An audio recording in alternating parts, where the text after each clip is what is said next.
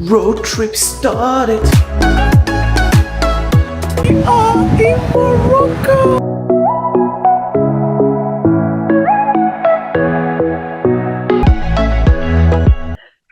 Today we have with us here an amazing woman who has achieved a great feat. Pelumi Nubi is a Nigerian traveler and lifestyle content creator. She has explored over 80 countries and recently moved solo from London to Lagos, making her the first Black Nigerian woman. Now, the emphasis now is Black. First Black Nigerian woman to hold that record. Yes. So welcome, Pelumi, and thank you for joining us on West Africa Democracy Radio here in Dakar, Senegal. Thank you so much for having me. I absolutely love my time in Dakar, so I cannot wait to have this conversation with you. Indeed. Well, before we delve into the questions, I think to say congratulations is in order for this huge achievement. I mean, you were so much in the news right from the point you left. You know, when you left, the news was not too strong. People were like, who is this one again that wants to try this solo ride? All these people can take risk. You know, that was what people were saying, you know, and eventually they were following up. You got, you know, you passed Europe, you got to Africa, like, he's even getting closer, you know. And then eventually, unfortunately, you had that accident, which, you know, we talked about here on our show. We're really worried for you. And thanks to God, you were up and running. And eventually you know, arrived in Nigeria. So congratulations for that huge achievement. And you've really set the ball rolling at a big challenge for every other person, not just Black women in general, you know, but the entire, you know, women folk. So tell me, what really inspired you to take on this mountainous challenge? I think, you know, I was trying to connect, you know, I was born in Lagos, Nigeria, but I grew up in the UK. And each time I traveled home, it was always like a 6 hours flight. And I was very curious about what was this West African country. I have traveled, like you mentioned, over 80 plus countries. The last road trip I did was to Namibia, where I solo drove 4,000 kilometers across the country. I absolutely fell in love with road trips. And, you know, there's this man called Mr. Kule who used a bike from London to Lagos. We used different routes. But it made me go down the rabbit hole of, has any woman done this in the past? You know, is it something that has been explored by women? And I found there's not enough representation within the overland community. And you know what they say, be the change you want to see. People were able to be seeing this kind of adventure possible for them. Sometimes people need to see other people do it. So I was just doing Pelumi, you know, Pelumi the adventurer, Pelumi the person who likes to take a bit of risk. And, you know, I was like, I'm going to do it. And, you know, day by day, planning it over a year plus, I got to a point where I'm like, okay, I feel fairly ready. And let's go on this big adventure. So I got on the road.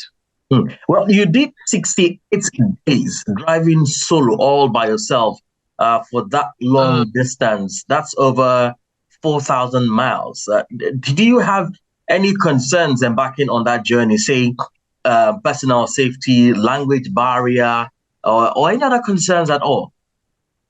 Because I wasn't posting on real time, so people start counting from when I announced this, which was about almost a week into the trip. So it's actually 74 days in total. That's a long time to be by yourself. And again, because of the year plus of planning that went into this trip, it wasn't like I'm very spontaneous. This wasn't a spontaneous trip. It was very detailed orientated. It was talking to other people that have done similar things, researching what routes are best, all of this stuff. So there was definitely concern, you know, like you said, this is usually an expedition that is covered by a group of people.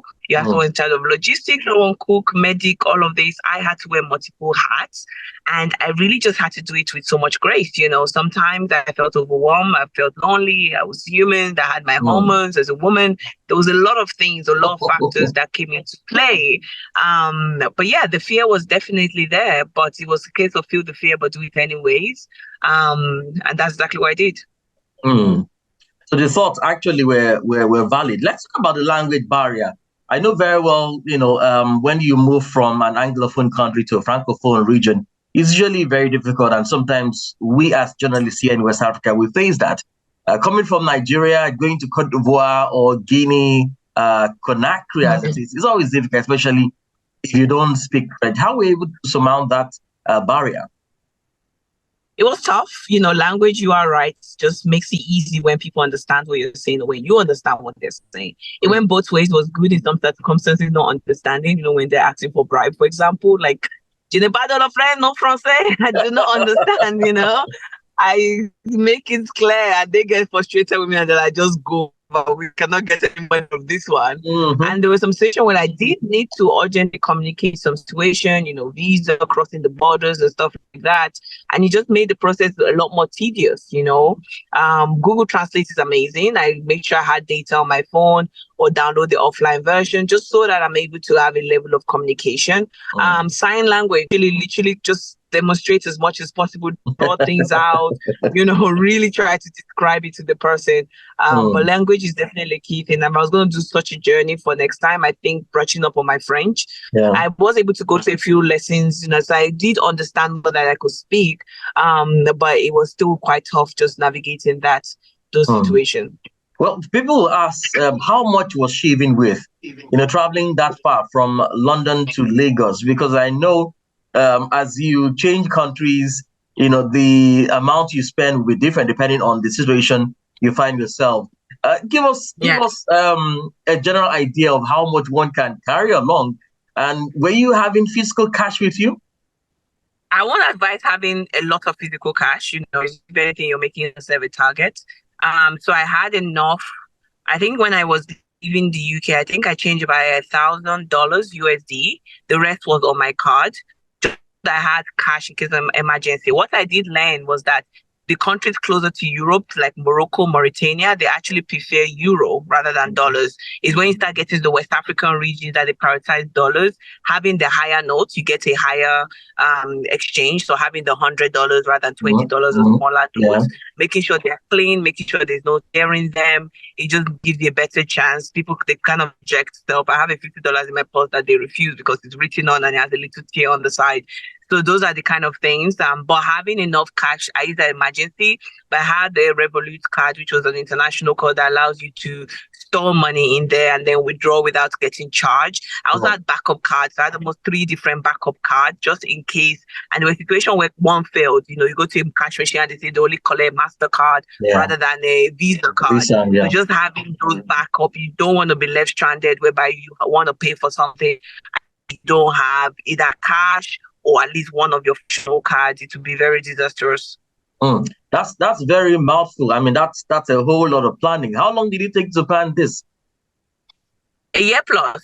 So it's a year plus of planning. So I had the idea in September 2022, and I did not leave till January 2024. So I used the whole of 2023, talking to people that have done similar things, reading up on blogs, watching YouTube videos, just really kind of like putting the plan in place to ensure that, I left room for continuity and for freedom and all of that. But at the same time, I wanted to not, be too not aware. Like, what is the safety? What is the cultural norms? All of that was important. Well, we saw clips where your parents talked about how you were worried, when you told them, you were going to do this journey or this trip. How were you able to convince them to support this idea? Because for me, leaving a girl on that road, no. How were you able to do it and, get the approval from them? I love this question. And a lot of people ask that, how did you convince? And I think it's layered in 3 different ways. The first is proof of. This was, again, not a spontaneous thing. They saw their level of research. They'll call me and I'm like, oh, no, I'm just talking to Mr. So-so-so, that is so-so-so. So they saw the level of preparation that was going to put that I was putting those spreadsheets. There were cost breakdown, analysis, me opening Google Map and using satellite dish to see exactly what the road condition. There was the level of planning, knowing to go during the dry season because the roads were the best, all of that. 2 was, past history. I've visited 80 plus countries across 6 continents, backpacked through some, gone on some crazy adventure in the past. People have come to know me from London to Lagos, but I've been doing this since 2016 back in uni. So there's a level of trust when someone has done something over and over and again. This was at a bigger scale. but you get to trust somebody that delivers after a while. You know, you just like, okay, crazy person, here she goes. That was more of the attitude rather than we are worried. It's like, she's done this, she's backpacked, she's done solo drive, she's done this, she's done that. Literally 2023, I drove from London to Lake Como in Italy.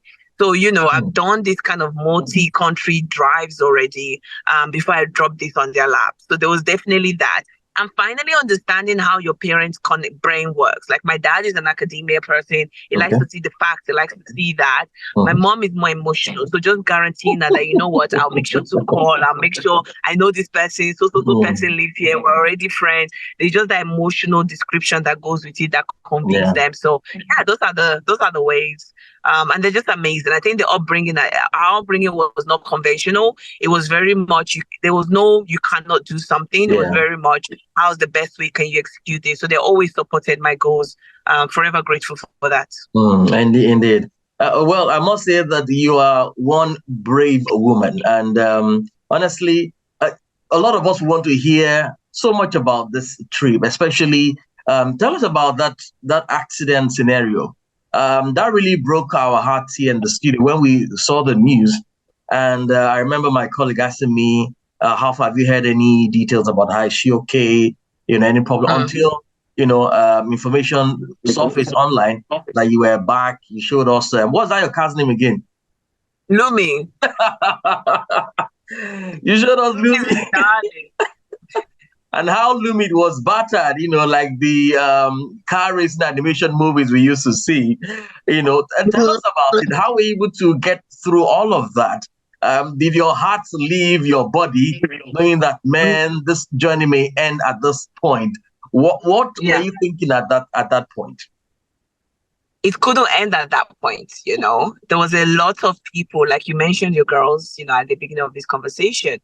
There were a lot of people like that have bought into the vision. It's gone beyond just me. You know, there was this kind of like I was bringing this hope, and the travel was almost like, look, if you thought London to Lagos was impossible, there's a lady going to do it and finish it. What else in your life are you considering to be impossible? You know, what other things have you, is it the business you want to start? Is it living that toxic relationship? What other thing have you considered impossible? And now because you've seen me doing this, you can go after it. Does that make sense? So I couldn't give up on this goal because I will almost be giving these people that have kind of not hype, but like almost shown that this thing is possible. I will almost be telling them that, oh, actually, maybe it's not. Maybe your goals are impossible. Maybe the big visions you have is impossible. So I couldn't give up on myself, number one, which was the most important part. But I also couldn't give up on the young 8-10 years old girls that have come to almost, you know, be an advocate for, or like someone that they could look up to. I couldn't give up on the 60-something years old women that said I get messages like that every single day that, look, I want to almost turn my life around or restart my life after seeing this adventure you've been on. So there was so many things that was banking on me finishing, but it was sheer determination, which I didn't even know I had until, you know, when they say when you hit the rock bottom and you have to crawl, that's when you know the strength you have. That was the case, you know. There was conversation about renting a car or buying a new vehicle or just stopping altogether. And I was like, no. I started with Lumi. I will finish with her. I remember going to the mechanic and they were like, I was like, how long will it take? They said 2 months. I said 5 days. I literally looked them down in the eye. I was like, 5 days. They were like, it's impossible. I was like, what I'm doing is impossible. So you got to do what you got to do, you know? But yeah, that's it. It's just, I know a lot of people have been calling for Pojo to look at that situation again. And I must say that you must have had plenty confidence in Lumi to really put her on such a journey. I mean, left for me as a man, seeing a small car like that, I would not dare try. Perhaps I would have gone for maybe an SUV, you know, or a bigger vehicle that can, you know, go through all of that. Well, it's such a great feat, I must say. Well, one other issue that I would like to talk about is immigration issues, which is a very big problem when it comes to this in Africa, particularly in West Africa. How are we able to handle that? I'll talk about the immigration. I just wanted to mention something about the car.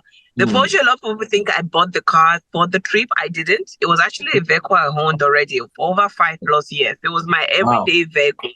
So there was Wow. this familiarity and kind of confidence I had. So it wasn't but for the journey, it was You were what I talking to drove the in car, and the London. car was also talking to you. Literally, it was that level of connection. And even more importantly, was the message of people making use of what they had. You know, because of how expensive the trip was going to be, buying a 4x4 at that moment would have just broken the bank. There was just a case of, no, I have this car that is really functional. I know it's inside out and I want to make use of it. So that's, I just wanted to clarify on that point. And I always encourage people, look, the tool you have in your hand is the best tool to start with. And I think using that small vehicle connected with people more because they're like, wow, she used what she had. And in terms of the immigration, you are very right. A big reformation needs to occur. I've never been more passionate about a cause than that. It's just a case of, look, we are affecting our tourism, we're affecting our trade because of how horrible. Like, I went through a car accident. I was lonely. I had to do this by myself. But the immigration was the worst bit of this trip. It gives me PTSD talking about it right now because it's like, you don't know what to expect. No matter how prepared you are, no matter what documentation you have, there will still be something on you. I had to sleep at the immigration borders, not once, not twice, you know. And it was just a case of people not having accountability. They're not rotated frequently enough, so people get too comfortable. There's no level of advocacy in terms of like, yes, there's a rule, but there's also humanity. There's also a case of, look, case by case, how do we evaluate it? How can we escalate this? Yes, the rule says that right-hand vehicles are not allowed in this country, but there is a by rule, you know, that says if the person intends to transit, so they're not staying in the country, it's allowed. But if the officers are not educated of these laws, you know, they only know the main one, then they have an issue, you know. And when you're trying to educate them, they have this African quote mentality where it's very, you cannot speak to your adults and it's respecting. Respect is not legal. Let's be real. Let's cut it down as what it is. I'll be respectful, but you also need to know my human rights. You cannot make me sleep at the border for 2 nights and expect respect. It just cannot work, you know? So that is the level of it. A lot of reformation, a lot of bribery, a lot of corruption is still happening at our borders. And it just doesn't encourage Pan-Africanism. There's just not enough of, this is my brother, we are in the same continent. Why is it easier for a white man to go through our continent easier than we can? You know, it's crazy, you know? I used my British passport all the way to to Guinea-Bissau because it was easier, it was visa free. If I had to use my Nigerian passport, I would have had to get visa right from when I touched down in the continent. So these are the conversations we have to have to make it that we need to go further. I traveled through Europe and it's almost borderless, you know, and there's already you cannot say it hasn't worked before. Clearly a continent is already using it. Why can't our African counterparts, you know, do the same thing? ECOWAS is not functional. It's not there. I mean, this breaks my heart. Just before I let you go, as we round up this conversation, were you at some point extorted at any of these borders, especially here in West Africa? Yes. How much did you spend in all? Because I want them to hear, the authorities to hear this. The total of like borders leak, I think because even most of them I didn't get like a paperwork on them. I refused to pay, and this was where the car accident actually happened. In Ivory Coast, I did not want to pay for the 60,000 CFAs they were asking for, which is $100, and my life was almost taken because of that, over $100. They prioritized $100 over someone's life because I got to the borders at 10 a.m. I wasn't allowed to leave till 7 p.m. Back and forth with the officers. You need to pay this. I have done my research. I know I don't need to pay this amount. And because of that, I was driving on the road late at night. There was a parked truck, no hazard light, no leaves on the floor to warn me. 1 minute I'm driving, the next I'm not. Airbags are out. Cost me out of pocket to fix the vehicle and everything. So, you know, and when the police did the investigation, they were like, this truck driver was guilty. Do you want to press charges? And honestly, he was wrong, but I shouldn't have been on the road at that time. If I've crossed the border at the 10 o'clock, 11 o'clock, I got there and driven in the day, maybe accident happens. Don't get me wrong. It happened in the day, it happened in the night. But it's definitely made higher risk I can count the amount of time I drove on my hand at nighttime doing this road trip, because I know it comes with a higher risk. There's less visibility. So all this issue, and I could have lost my life because somebody at the border was trying to extort money from me. So these are the issues that I cannot do a exact number breakdown. It's $10 here, $15 here, $100 here. Go to Ghana, they say I needed to pay $500. I'm like, for what? For what? You know? So it's crazy, this amount, and it discourages tourism. It really does. It really does. Well, I mean, we will just keep on talking about this. We also have been experiencing this as journalists, especially when you need to move from one country to another, even with the equipment, even with your equipment, with your recorders and camera gear. They still put it aside, and then even my small camera gear was an issue in some places. I'm like, what are you hiding? If you have nothing to hide, you shouldn't be scared of the camera. Why are you scared? You know? But yeah, you are right. It's very much the officials sometimes don't know what people go through, because they go in official vehicles, they get VIP treatment. And that's one of the things I wanted to question. Can a normal African traveler travel through the continent without having connection, without knowing people? And sadly, the answer is no. You need to contact your embassy. They need to know why. Why am I doing? I don't do this in Asia. I don't do this in Europe. Why is in my own continent I need to be calling my embassies just to know that I'm safe? Like, it's crazy. Well, Pelumi, moving forward, before we go, and very briefly, what's the plan for the future? Any further adventure, or you plan to settle down and leave that for other younger people to try and experience? I'm loving that people are just coming in this time in terms of, like, you know, expressing me as Pelumi, as the adventurer. And I've always been like this. There will be a next adventure. What I do need is to catch my breath. Like I said, it took a year plus of planning. And I think as humans, we are very quick to move on to the next thing. I'm trying to just, you know, be in the moment, enjoy family. I've been away from home for quite a long time. But, you know, given the role of ambassador of tourism in Lagos State in Nigeria, there's lots of, you know, things that have come with that as responsibility. You know, I want to definitely change the narrative of traveling to Lagos, especially, and as a whole Nigeria. But there will always be one big adventure. It's Pelumi. This is in my blood. I can't help it. Indeed. So just before I go, what happens to Lumi now? Where is Lumi? Are you taking Lumi back to London? No. So Lumi got donated. She actually got donated on Sunday. This Sunday that passed to a Lagos museum. So she's a monument now. You can go visit her at the John Rice. That's nice. It's nice to have that historical piece that will be passed on even long after I'm gone. Generations will be able to go back there and hopefully be inspired to take new adventure. Indeed. We will definitely stop by and see Lumi anytime we are in Nigeria. Thank you so much, Ms. Pelumi, for honoring our invitation and sharing this beautiful experience with us. Indeed, you are an inspiration to us and to many young ladies out there. Congratulations again and well done. Thank you. Thank you so much. Have a good day.